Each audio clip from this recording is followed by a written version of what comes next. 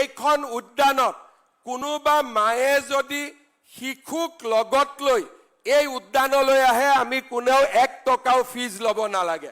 প্ৰথম কথা মোৰ কথাখিনি মনত ৰাখিব, কোনোবা মাকে যদি সন্তানক লগত লৈ আহে এই উদ্যানখন দেখুৱাবলৈ আহে কোনেও ইয়াত 1 টকা নলব, কাৰণ আমি কোনেও টকাৰ কাৰণে এই পাৰ্ক বনোৱা নাই, আমি এই পাৰ্ক গুৱাহাটীবাসী ৰাইজৰ কাৰণে বনাইছো।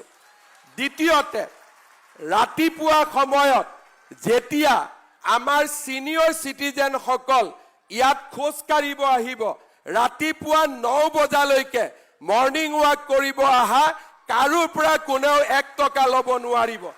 এই দুটা কথা মনত ৰাখিব।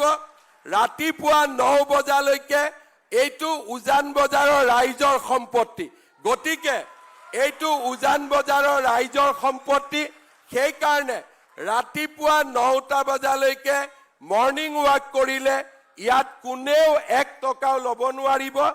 আৰু মাকে যদি 12 বছৰৰ শিশুক লগত লৈ এই উদ্যানখন দেখুৱাবৰ বাবে আহে কোনেও 1 টকা ইয়াৰ পৰা ল'ব নোৱাৰিব।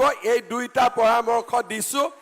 এনিৱে যিহেতু পাৰ্কখনৰ নিৰ্মাণৰ কাম এতিয়াও চলি আছে, বহাগ বিহুলৈকে সকলোকে ধুনীয়াকৈ পাৰ্কত আহিব অনুমতি দিব, কোনেও যাতে বহাগ বিহুলৈ 1 টকাও নলয়